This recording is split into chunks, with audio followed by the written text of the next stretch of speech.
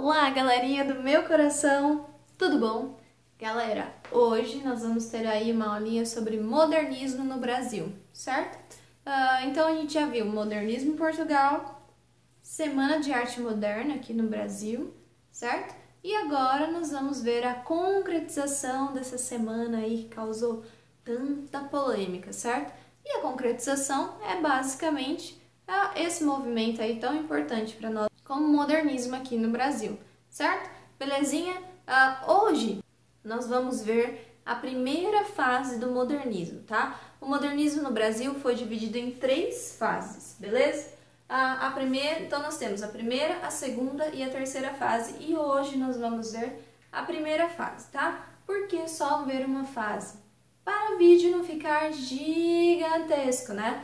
Não queremos um vídeo enorme de grande, né? Não queremos um vídeo gigantesco, então eu vou dividir aí. Então eu vou dividir essas fases, né, para não ficar muito grande e não ficar cansativo também. Belezinha? Então bora? Bora!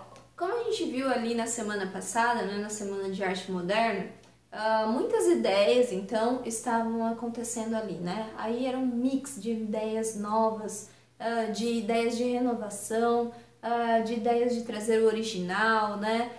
Nós queremos trazer o original, aquilo que fala sobre o Brasil, né? Que não esteja preso àquela ideia de Europa, né? A qualquer outro país, né? Nós temos que ter uma literatura que é originalmente nossa. Então, o que a gente vai fazer? Nós vamos deixar de lado tudo que é clássico, tudo que já é instaurado, concretizado, bonitinho, e vamos fazer uma arte nova, certo? Então, basicamente, os pensamentos são esses. Mas lembrando que nós estávamos conversando lá na semana passada que, apesar de eles falarem que eles estavam deixando de lado, né, principalmente essa ideia de Europa, nós sabemos que não foi tão bem assim que aconteceu, né? Por quê? Porque lá em 1912, lembra com a chegada do Oswald de Andrade aqui no Brasil? O que ele trouxe? Todas as ideias de vanguardas para cá. Tá? Então, o nosso modernismo foi feito a partir dessas ideias de vanguardas que foram resgatadas da Europa, tudo bem? E trazidas para cá, tá? O que aconteceu? Então, nós temos a ideia de vanguarda e nós temos uma reinterpretação dessas ideias de vanguarda. De que forma? Nós vamos colocar dentro das ideias de vanguardas as nossas características, tá?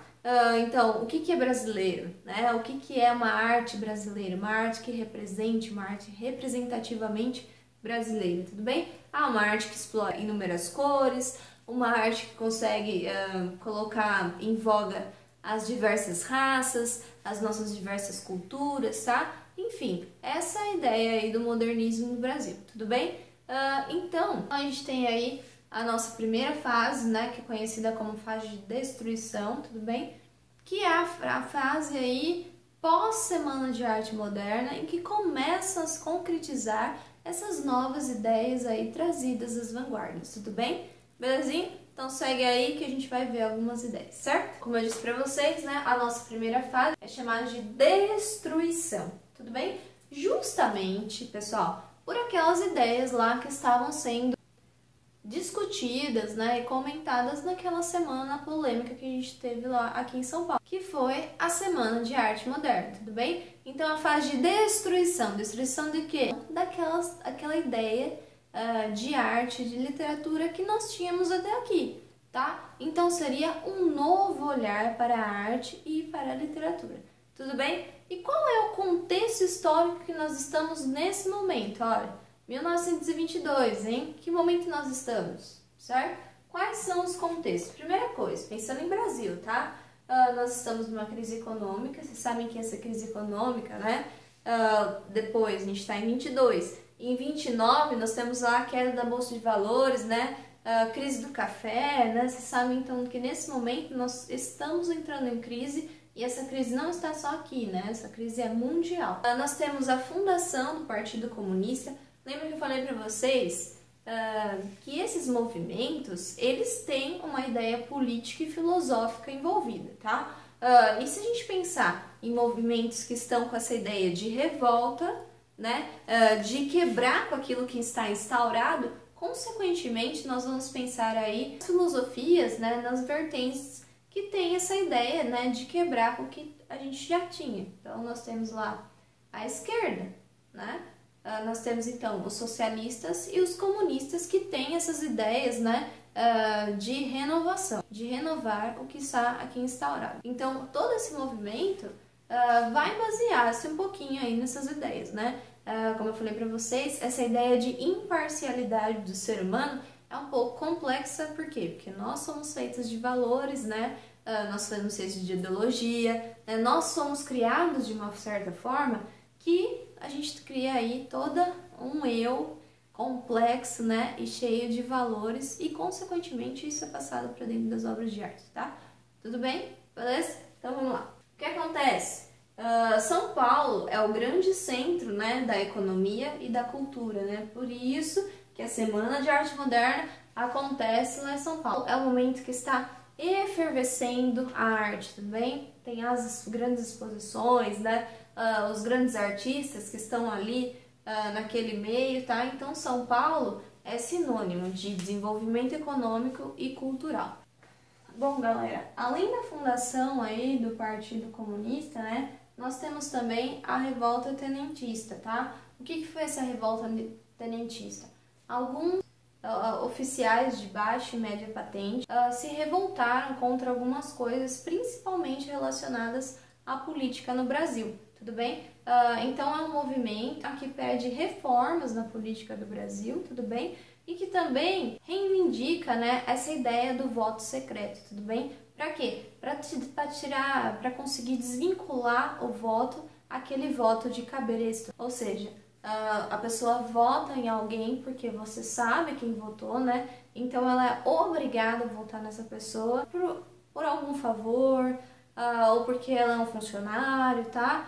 Então, justamente para tirar esse voto de cabresto. Então, eles pedem a vinda, né, a instauração do voto secreto, para que haja uma reforma aí política, institucional, tá? Relacionada ao Exército Brasileiro, tudo bem? E também uma melhora dentro das escolas públicas, tá? Do país. Belezinha?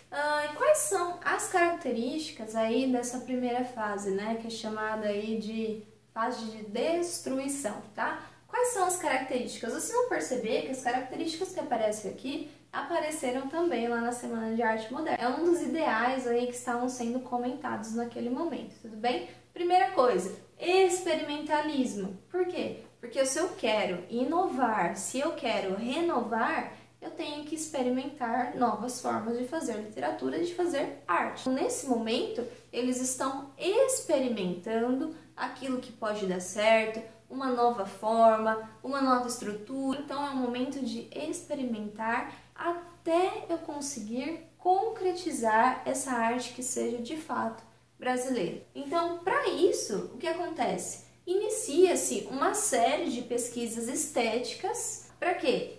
Para concretizar essa nova arte, tudo bem? Então, se eu quero uma arte nova, eu preciso fazer o quê? Eu preciso buscar novas técnicas e novas estéticas, ou seja, novos modos, novos meios de fazer literatura e de fazer arte como um todo.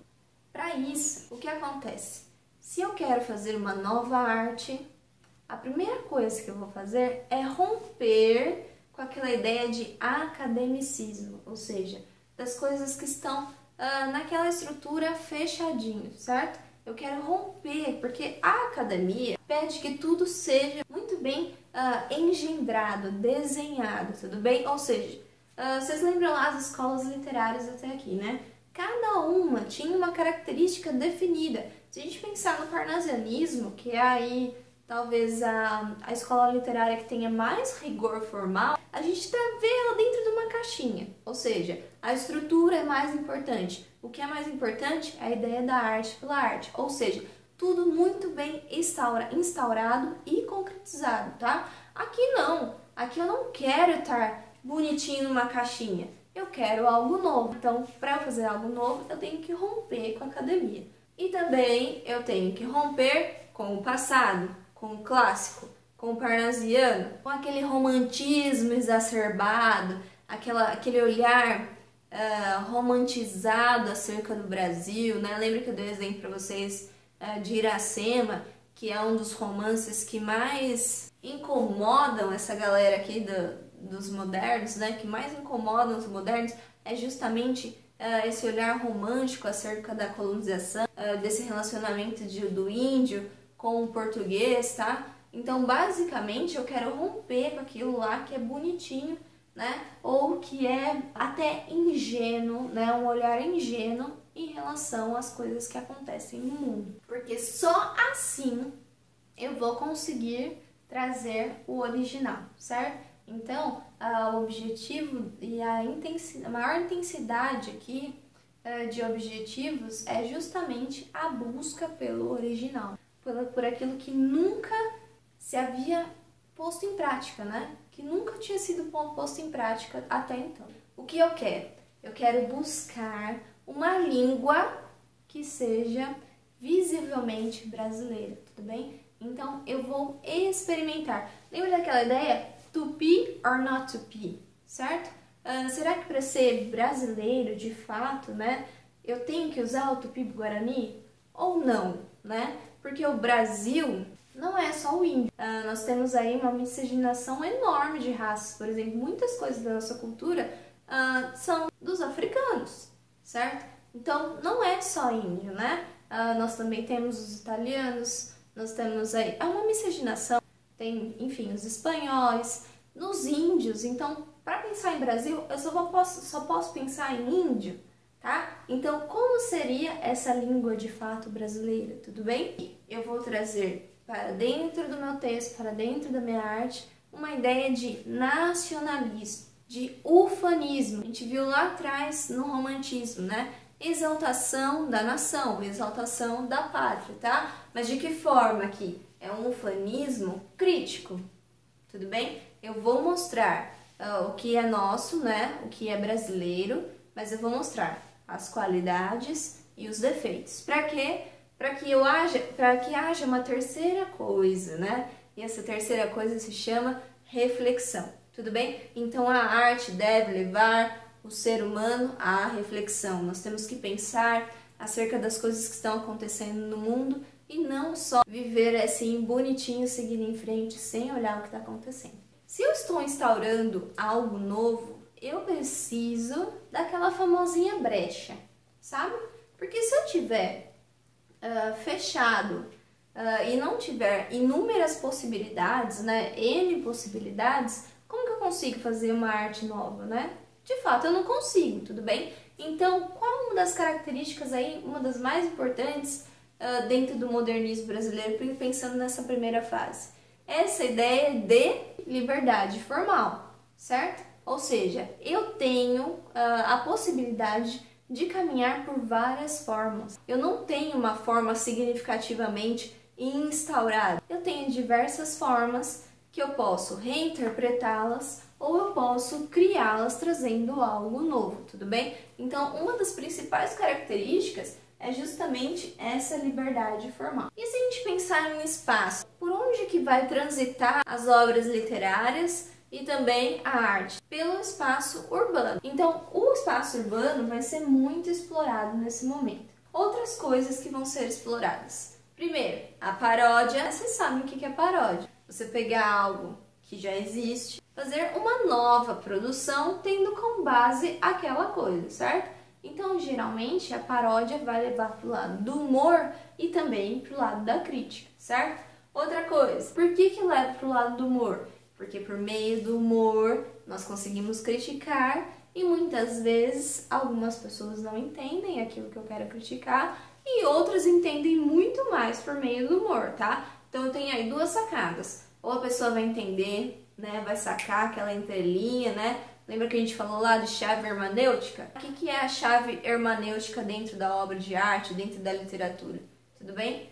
É justamente a chave. É justamente a chave, ou seja, a abertura interpretativa que eu tenho acerca de uma obra, certo? Então, são as maneiras interpretativas possíveis, tá? E por que eu falo possíveis? Porque eu posso interpretar uma obra de arte, posso interpretar um livro de qualquer forma? Não, né?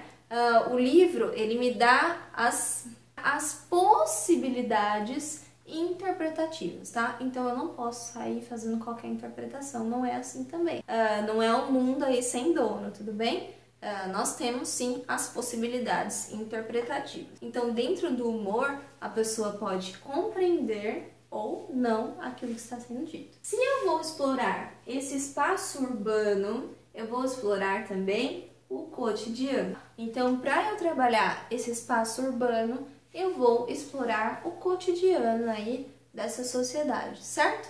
Belezinha? Muito fácil, né? Alguns autores que são importantes. Primeiro, esse cara aqui, né, Oswald de Andrade, a gente já falou sobre ele. Ele foi uma figura aí importante desde lá da Semana de Arte Moderna, desde o início daquele burburinho, né, aqui no Brasil acerca da nova arte, ou da nova expressão da literatura e da arte. Então, é uma figura bastante importante que foi importantíssima aí nessa primeira fase. Por quê? Primeiro, o Oswald de Andrade é nacionalista, ou seja, ele propaga as ideias, né, de renovação. Por quê? Porque nós temos que mostrar a nossa cara. Lembra aquela música? Brasil, mostra a sua cara, certo? É justamente mostrar quem nós somos de fato, certo? Então, essa ideia de nacionalismo é justamente essa, mostrar quem nós somos, o que nós somos como nação, como a nossa arte deve ser para representar a nossa nação. E também, né, o cara é um agitador cultural. Pensando na Semana de Arte Moderna,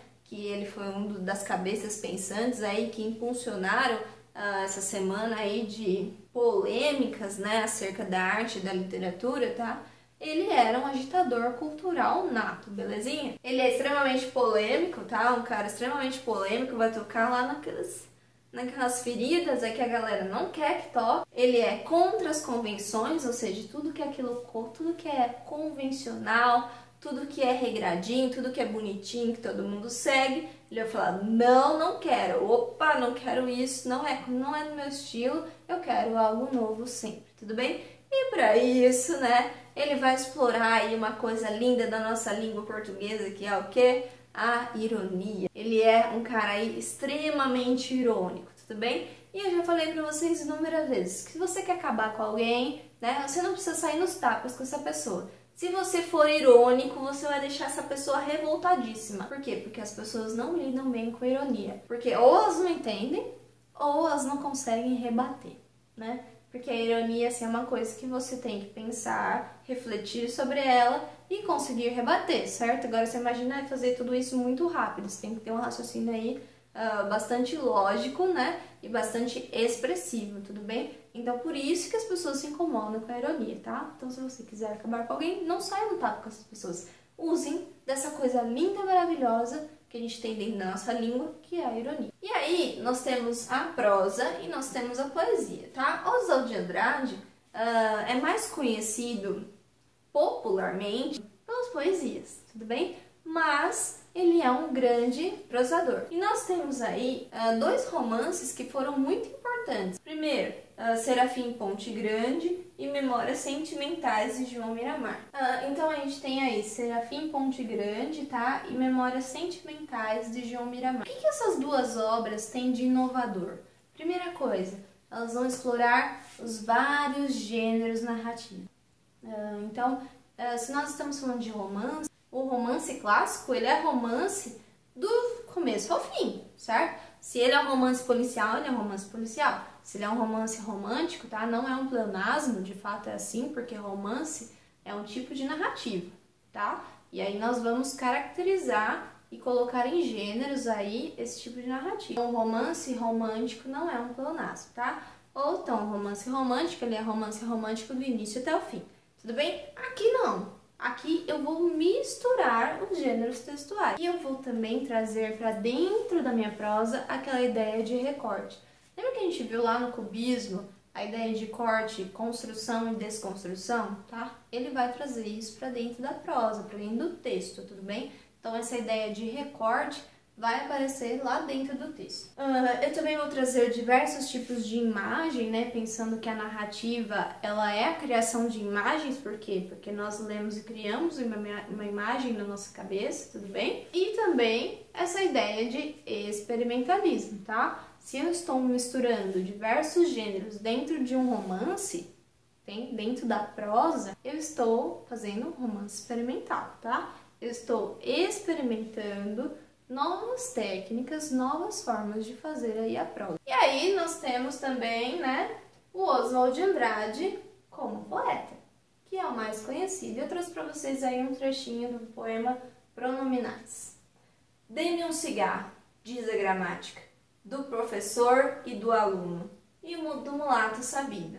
Mas o bom negro e o bom branco da nação brasileira dizem todos os dias: deixem disso, camarada, me dá um cigarro. Certo? Presta atenção.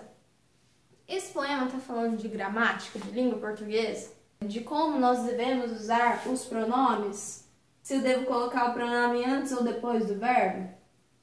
É disso que esse poema está falando? Se eu tenho que colocar a colocação pronominal? Não, né, gente? Ele está falando que o povo não está ligado nas regras gramaticais, primeira coisa. Segundo, nós temos inúmeras preocupações maiores, né, do que saber se eu coloco o pronome antes ou depois do verbo. Então, é uma crítica aos pensamentos aí do momento. Então, nós não temos que pensar em estrutura, nós temos que pensar em novas formas, nós temos que pensar em novas soluções, nós temos que trazer poemas que sejam críticos, tá? Que mostrem a realidade do nosso país e que faça a pessoa que está lendo, né, o interlocutor, que leve o interlocutor, na verdade, à reflexão. E não ficar naquela estrutura redondinha e viver o famoso arte pela arte. Não, é eu trazer o que é de importante, eu experimentar aí as novas formas, beleza? E aí nós temos aí o Mário de Andrade, que também é uma figura muito importante, a gente sabe também que foi aí um dos idealizadores ali da Semana de Arte Moderna. O Mário de Andrade foi um mentor intelectual, porque ele trouxe aí essas novas ideias, essa pesquisa estética, tá?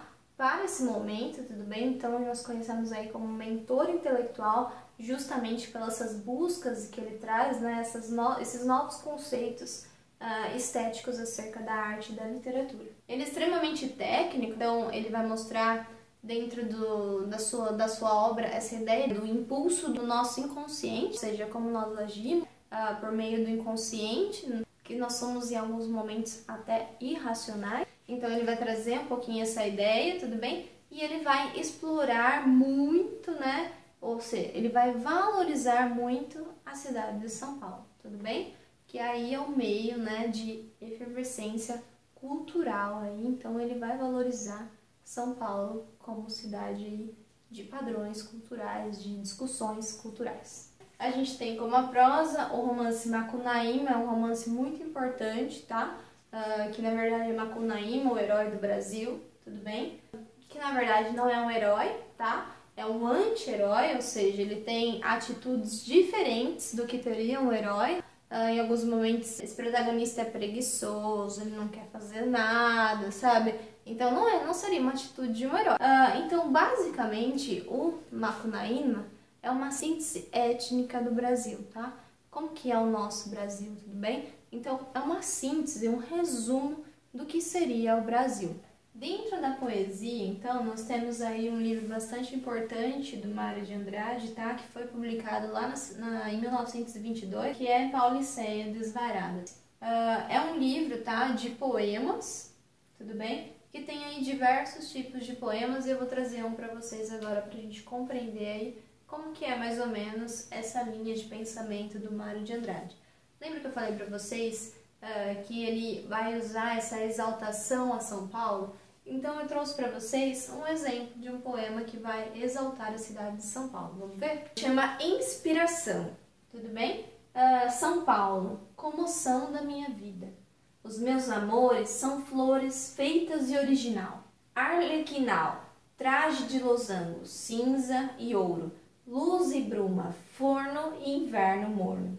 elegâncias sutis sem escândalos, sem ciúmes, perfumes de paria, aires, bofetadas líricas no triado, algo do alto, São Paulo, comoção da minha vida, galicismos a berrar nos desertos da América. Então vocês podem ver que é um poema que é expressivamente exaltação a São Paulo. E aí ele vai trazer que São Paulo é luz, São Paulo é elegância, certo? Ele vai trazer as diversas características aí para exaltar essa cidade aí, que é tão importante no nosso país, certo? E aqui ele chega assim, galicismo. O que é o galicismo? São as palavras francesas que foram trazidas para o Brasil e entraram dentro do nosso dicionário. Então, algumas palavras que nós usamos têm essa origem francesa. Então, os galicismos, que ele fala aí, aberrar nos desertos da América, ou seja, que encobrem a América, são justamente essas palavras de origem francesa. Outra coisa que ele fala, os meus amores são flores feitas de original, certo? Lembra aquela ideia que eu falei pra vocês? Nós temos que trazer uma arte nova, tudo bem? Está posto aqui também. Belezinha? Muito fácil. E aí, o Mário de Andrade tem outro livro também que é bastante interessante. Na verdade, tem uma obra bastante vasta, assim como o Oswald de Andrade, tá? Que se chama Amar, verbo intransitivo. Tudo bem? Por que amar como verbo intransitivo? Porque amar não precisa de complemento. Você simplesmente ama, tudo bem? Independente do que, independente de quem, certo? O amor, né? A palavra amar, o verbo amar, ou seja, a ação significativa, né? Não exige um complemento. É simplesmente amar, tudo bem? E é um romance que gerou uma grande polêmica, por quê? Porque é um romance que aborda um relacionamento que não era aceita pela sociedade, tá? Que é justamente uma pessoa rica que se apaixona por uma pessoa pobre, tudo bem? Então isso não era bem visto na sociedade e é um momento de...